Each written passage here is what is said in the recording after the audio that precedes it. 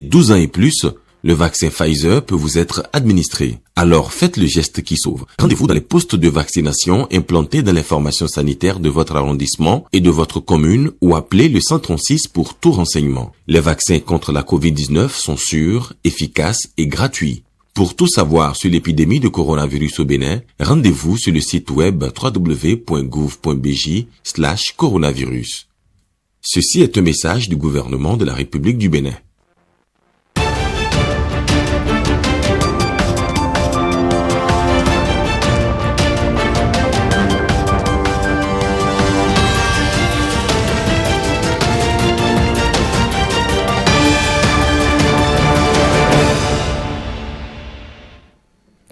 Lundi 31 janvier 2022, bonjour à tous, bienvenue au 13h, voici le sommaire.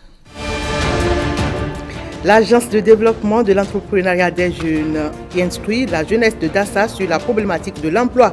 C'est à l'occasion de la journée des initiatives pour l'emploi organisée par la Fédération des élèves et étudiants du département des Collines. Le 26 janvier, les disciples de Saint-Matthieu sont à l'honneur. Les efforts des travailleurs des douanes sont célébrés au cœur de la célébration cette année, la digitalisation de l'administration douanière.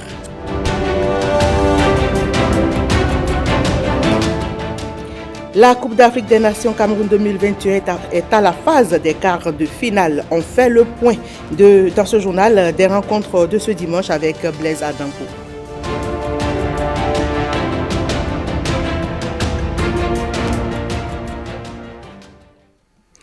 Merci donc de rester avec nous. On démarre avec la problématique de l'emploi des jeunes qui était au cœur de la JIE, entendez Journée des initiatives pour l'emploi.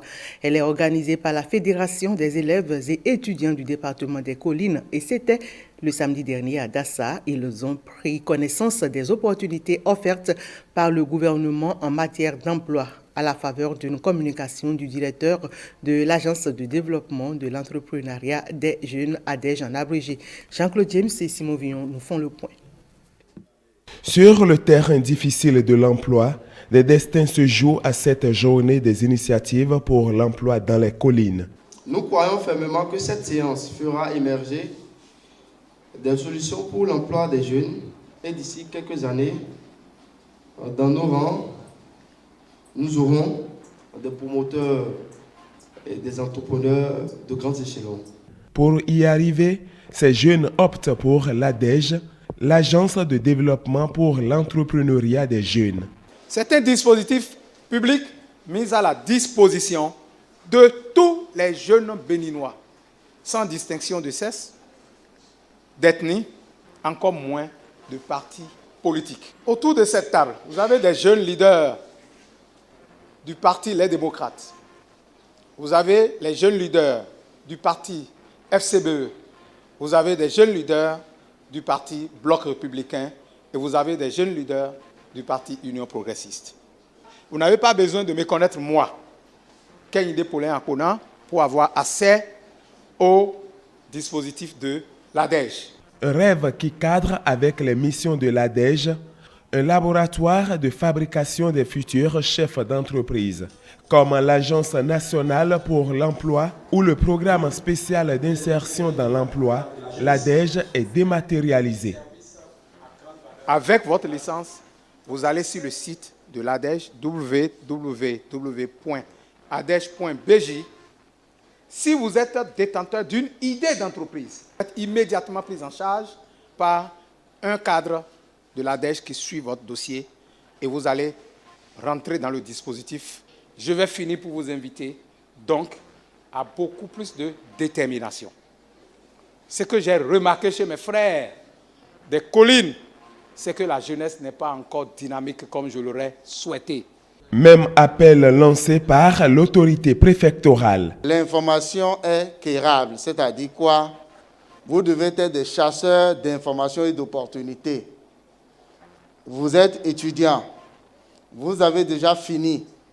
Vous ne pouvez pas tenir vos têtes par les deux mains et vous lamenter tout le temps. Ça a été une initiative très salutaire parce qu'elle vient à point nommé pour régler une situation type, la question de désinformation de la jeunesse des collines qui est sous-informés des opportunités d'emploi qu'il y a dans le pays. Ça a été une très belle séance de travail, non seulement pour les étudiants, pour nous jeunes aussi, nous avions appris qu'il y a beaucoup d'opportunités que l'ADEJ présente aujourd'hui pour des jeunes, pour l'entrepreneuriat en République du Bénin. Nous invitons les DG à divers niveaux, les autorités politico-administratives, à continuer toujours dans ce sens. En ce moment, 87 personnes bénéficient de l'accompagnement de l'ADEJ pour avoir accès au financement, comme les 21 de la première cohorte. Parmi les participants de cette séance se trouvent peut-être les éléments de la troisième cohorte. Une opportunité à saisir, car 85 milliards sont prévus dans le PAG2 pour la promotion de l'emploi des jeunes et des femmes. Une nouvelle vague de docteurs est disponible sur le marché de l'emploi et de la recherche scientifique. Plus d'une dizaine de docteurs formés à l'école doctorale des sciences agronomiques et de l'eau ont soutenu leur thèse de doctorat à l'Université d'agriculture de Kétou. L'événement a connu la présence des acteurs du monde universitaire. Fimien Bassao et Brice Rungbo pour le reportage. 22 doctorants au départ, ils ne sont plus que la moitié à l'arrivée. La toute première promotion de docteurs entièrement formés à l'école doctorale des sciences agronomiques et de l'eau, créée au sein de l'Université nationale d'agriculture de Kétou il y a seulement 3 ans, tient ainsi le pari. Doctorantes et doctorants, si je compare notre école doctorale à une famille, je dirais que vous êtes les tout premiers bébés que nous ayons eu l'heureuse joie d'accueillir il y a quelques années. En cela, je salue votre abnégation à survivre aux aléas de nos programmes de formation respectifs. Les thèmes abordés par les travaux sont variés et touchent en l'occurrence tout le secteur agricole. Des thématiques qui ont pour objectif ultime de s'attaquer aux problèmes du monde rural en vue de soutenir l'économie béninoise dont la base demeure l'agriculture. Différentes thèses, au-delà de leur contribution globale au progrès de la science, doivent donc aboutir à la mise au point des techniques, des méthodes, des technologies novatrices ou la conception de matériel et outils nouveaux susceptibles de contribuer efficacement au développement du secteur agricole. Je voudrais saluer l'Université nationale d'agriculture dans ses efforts à assurer l'adéquation entre la recherche, la formation et l'emploi dans le domaine agricole et les besoins de développement en la matière. L'Université nationale d'agriculture de Kétou met ainsi sur le marché une nouvelle génération de scientifiques et de techniciens capables de promouvoir des innovations technologiques de proximité, des ambassadeurs dignes du monde agricole. Restons avec Fimien Bassao et Brice Rungbo pour suivre la 4e édition de la Journée internationale de l'éducation célébrée ce samedi à Porto Novo. Une causerie débat a réuni divers acteurs du secteur de l'éducation, tant du public que du privé. Une vision pour transformer l'éducation au Bénin. Cette causerie débat qui réunit experts et diverses compétences dans le domaine de l'éducation. C'est à l'occasion de la 4e édition de la Journée internationale de l'éducation célébrée en différé à Porto Novo. Face aux enjeux actuels de l'éducation, Reine Oussou Panou, l'initiatrice de l'événement, en collaboration avec la Fondation de l'Alliance et le Cercle d'expertise, de formation, d'accompagnement social et d'éducation, entendent apporter leur contribution dans la transformation positive de l'éducation au Bénin. Aujourd'hui, 617 millions d'enfants et d'adolescents ne savent ni lire, ni effectuer des calculs simples. Moins de 40% des filles en Afrique subsaharienne achèvent à peine leur scolarité secondaire. Et près de 4 millions de jeunes sont des réfugiés. Face à ces inégalités criantes, doit-on continuer sur une voie non durable ou bien changer de cap? C'est cela l'initiative de ce jour. L'éducation est l'échelle de concrétisation de tous et de tous les autres besoins de l'homme. On s'éduque ou on doit être éduqué pour se nourrir, se loger, se vêtir et se soigner. À travers cette causerie débat, aux allures d'un mini-colloque sur l'éducation, Porto Novo se veut être le porte-flambeau d'une initiative dont les conclusions resteront longtemps gravées dans les annales de l'histoire. À l'occasion, plusieurs acteurs de l'éducation se sont vus distingués. Puis au thème des travaux des panels animés à l'occasion de cette journée, les participants ont formulé quelques recommandations. La substance est présentée ici par Claire Moussounou, porte-parole des participants. Nous invitons donc instamment le gouvernement béninois et les diverses autorités impliquées dans le système éducatif à l'appui des parlementaires, améliorer le budget à allouer à l'éducation et à garantir une utilisation économiquement efficace des ressources. Nous appelons la communauté internationale, aussi la communauté nationale, à tenir ses engagements politiques et financiers.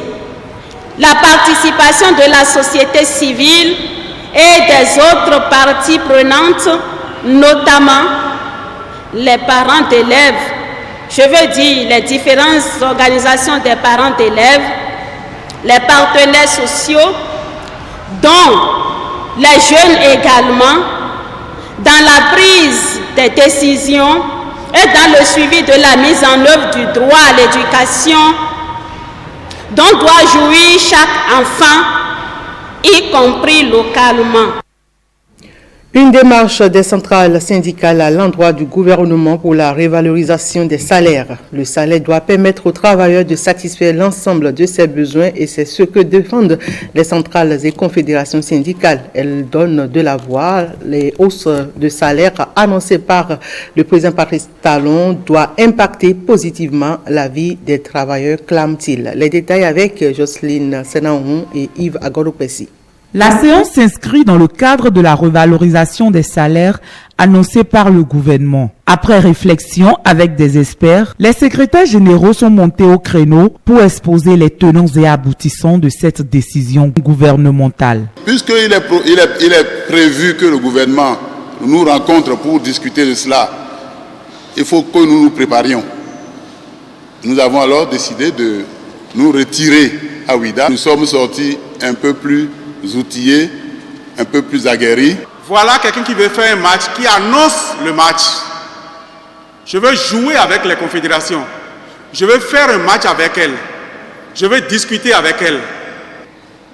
À quel moment allons-nous faire les négociations avec le gouvernement pour enfin savoir ce qu'il nous propose en termes de revalorisation des prix? Suite à la flambée des produits de première nécessité, des approches de solutions ont été proposées. On doit faire en sorte que ça ne soit pas une menace aussi bien pour l'employeur que pour le travailleur. Les éléments doivent permettre de protéger le pouvoir d'achat. Et protéger le pouvoir d'achat, ça suppose que lorsqu'on a trouvé la clé pour faire évoluer le salaire, on doit trouver la clé pour contenir l'inflation. En attendant la rencontre prévue avec le gouvernement, les secrétaires généraux s'activent pour que les fruits tiennent la promesse des fleurs. Voyons à présent comment les douanes contribuent à assurer la sécurité et la prospérité de nos collectivités. Le 26 janvier de chaque année, les efforts des hommes et des femmes qui travaillent dans les administrations douanières du monde entier sont mis en lumière. La journée mondiale des disciples de Saint-Matthieu, c'était mercredi dernier. La transformation digitale de l'ensemble de l'administration douanière était au cœur de la célébration à Cotonou cette année. Marcel Arossi s'y est intéressé et voici son compte rendu. Accélérer la transformation numérique de la douane en développant une culture de la donnée et un écosystème performant. C'est à cela que l'Organisation mondiale des douanes dédie l'année 2022. Ce thème, le Bénin semble bien l'inspirer. En effet, ce thème est en totale adéquation avec l'ensemble des réformes que nous pouvons constater au Bénin depuis déjà quelques années. Bénin Contrôle s'engage, monsieur le DG Douane, pleinement à vos côtés. L'écho de la transformation digitale en cours au Bénin retentit déjà au-delà des frontières béninoises et même celles africaines. C'est ainsi, vous vous en souvenez, que nous avons reçu la visite de plusieurs délégations étrangères curieuses de voir et de comprendre ce qui se passe au Bénin en matière de digitalisation. Je voudrais citer la Mauritanie, le Niger, le Népal, le Congo-Brazzaville et pas plus tard qu'il y a une dizaine de jours, délégation du port d'Abu Dhabi dans les Émirats Arabes Unis. C'est ici le moment d'évaluer le chemin parcouru dans la modernisation de l'administration douanière, occasion de réaffirmer la détermination à relever encore de grands défis. En somme, la douane béninoise est devenue un enrichissant laboratoire pour une administration douanière africaine moderne. Ces 5 dernières années, le gouvernement de la République du Bénin a résolument engagé l'administration douanière dans des réformes qui visent la digitalisation des services et l'adoption de normes de gestion conformes aux meilleures pratiques observées sur le plan international. À fin décembre 2021, les recettes douanières collectées s'élèvent à 440 milliards 479 millions de francs CFA pour une prévision annuelle de 436 milliards, soit plus de 100% de taux de réalisation. Retour sur ce drame qui laisse la population béninoise sans voix. Comment cela a-t-il pu se produire?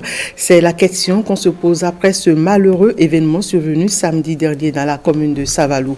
8 morts au total selon les estimations dans un affrontement entre policiers et fidèles d'une secte installée dans le hameau Kogandji, 6 à 3 km de Mokpa.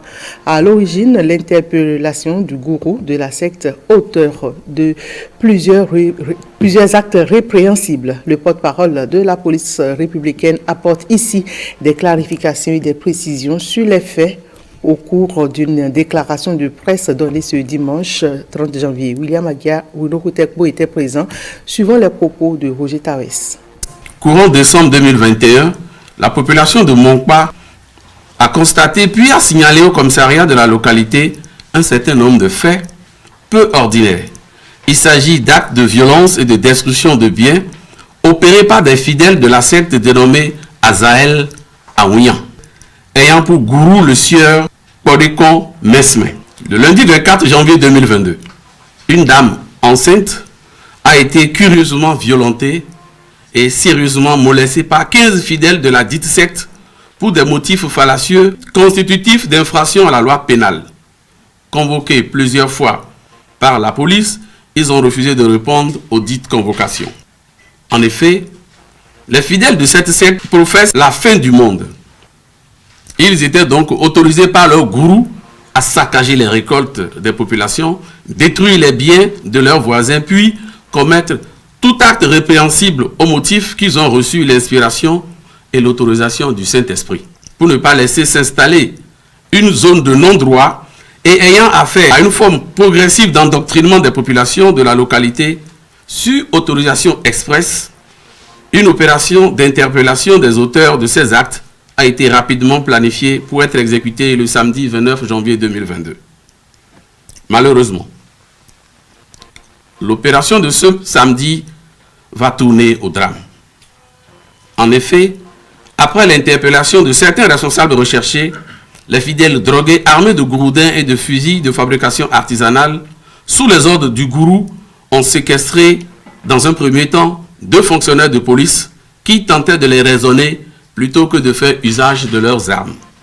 Voulant coûte que coûte libérer les co-religionnaires armés de fusils de fabrication artisanale, de bidons d'essence, ils ont attaqué et tenté d'incendier le commissariat de police de Monkpa. Heureusement, le dispositif mis en place a permis de les repousser. Les négociations entreprises par le biais des élus locaux pour libérer les 2 fonctionnaires de police n'ayant pas abouti, l'équipe de fonctionnaires de police s'est rendue dans la brousse où les membres de cette secte se sont retranchés à l'effet de retrouver leurs collègues. Malheureusement, ils découvriront les corps de ceux-ci froidement assassinés. Sur ce, ils ont entrepris une battue en vue de retrouver les auteurs de ce crime odieux. C'est alors qu'ils vont essuyer des tirs de personnes en embuscade auxquels ils ont riposté. Cela a entraîné 6 morts. Nous profitons de cette occasion pour nous incliner devant la mémoire de nos collègues tombés dans l'accomplissement de leurs devoirs. Des avis de recherche ont été lancés pour retrouver les responsables de cet acte afin qu'ils répondent de leurs actes. La situation est relativement calme sur les lieux, les recherches se poursuivent et les opérations de sécurisation des populations se sont intensifiées sur le terrain. Nous invitons et sollicitons nos concitoyens au calme, à la sérénité et à la collaboration pour nous aider à retrouver ces personnes recherchées. En tout état de cause, force doit rester à la loi. Remise de prix aux lauréats du projet Excellence d'Afra. Ce projet met en compétition des étudiants de la faculté des sciences de la santé FSS sur divers sujets de médecine. Les temps forts de la cérémonie, c'est avec Christelle Tongodo et Edmond Humbo. 14 finalistes ayant compétit dans 2 catégories, communication scientifique et génie médical. Ils sont gratifiés par la firme d'Afra Pharma. Ils repartent avec des chèques, des ordinateurs portatifs et plusieurs gadgets. Le grand merci ira à l'endroit du laboratoire d'Afra Pharma qui a pensé aux étudiants en médecine pour l'organisation de ce projet, puisque rares sont les événements qui viennent dans notre faculté pour promouvoir l'excellence. Le concours d'éloquence organisé par d'Afra Pharma a un but précis, célébrer l'excellence en milieu estudiantin. D'Afra Pharma a initié ce projet dans le but d'encourager la culture de l'excellence en milieu estudiantin. Et pour cette année, cette première édition, nous avons choisi de piloter ce projet avec les étudiants en médecine de la faculté des sciences de santé de Cotonou. Nous avons développé la communication scientifique, nous avons développé aussi le génie médical qui débouche sur l'éloquence. Voir la faculté de nos jeunes frères, des étudiants, de pouvoir quand même prendre la parole et tenir devant le public, de pouvoir argumenter, puisque nous sommes dans le domaine de la science. d'Afra Pharma est une entreprise pharmaceutique européenne basée en Belgique. Elle est présente depuis 25 ans dans une trentaine de pays africains, dont le Bénin. Présentation de vœux à l'université d'Abomey et Calavi. Vendredi dernier, l'amphithéâtre Idriss Déby Itno a réuni enseignants, étudiants, personnel administratif, technique et de service pour sacrifier à la tradition. Reportage. Cette rencontre, qui se veut toujours spéciale et exceptionnelle, se renouvelle pour un bilan effectif de l'année écoulée et les perspectives pour celle qui commence. Notre principale préoccupation concerne le contexte socio-économique tendu qui nous impose à la fois la vigilance et responsabilité.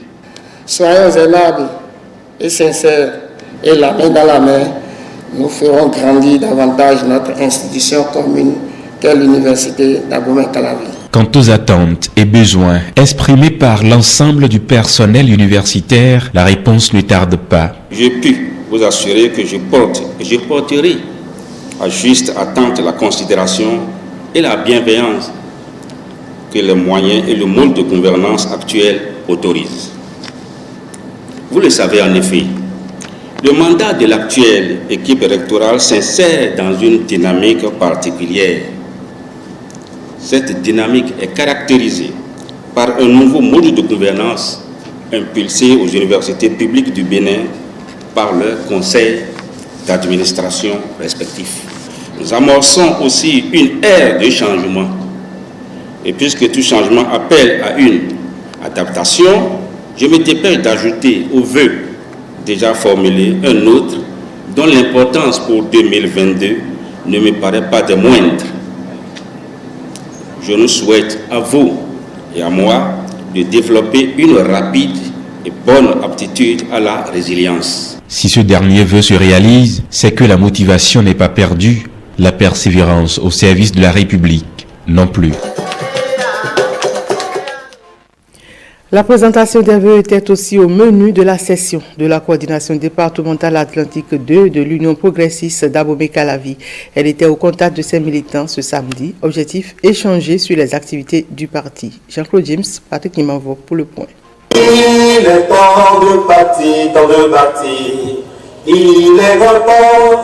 L'hymne du parti après l'hymne national, repris en chœur par les militants et une forte délégation de la coordination départementale Atlantique 2 de l'Union progressiste. C'est le ton de cette cérémonie de présentation de vœux qui est ainsi donné.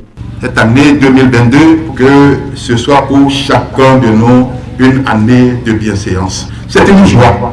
Nous sommes entre députés, maires, adjoints au maire, CA, conseillers communaux, délégués, suppléants, leaders du parti, le réseau des femmes UP. Tous nous sommes ensemble, pour œuvrer à l'enracinement de notre parti. À cette séance, le point de la distribution des cartes de membres a été fait et des préoccupations ont été exprimées. Erreurs sur les cartes, difficultés relatives à leur retrait, contributions financières pour l'établissement qui s'élève juste à 200 francs et besoin de formation pour les jeunes. J'ai été franc avec les parents pour dire que les 200 francs que nous exigeons pour les cartes, c'est une contribution. Et nous voulons des militants engagés. Maintenant, pour les cartes qui arrivent erronées, où les gens reprennent, ça ne sort pas, nous avons pris l'engagement de mettre les bouchées doubles pour que tous ceux qui se sont enroulés puissent avoir leurs cartes bien lisibles et bien exploitables. Avant de rallier à Bomé-Calavi, la délégation était à Soava et à Zé, car c'est ensemble qu'ils veulent maintenir le cap de nouvelles victoires, certainement.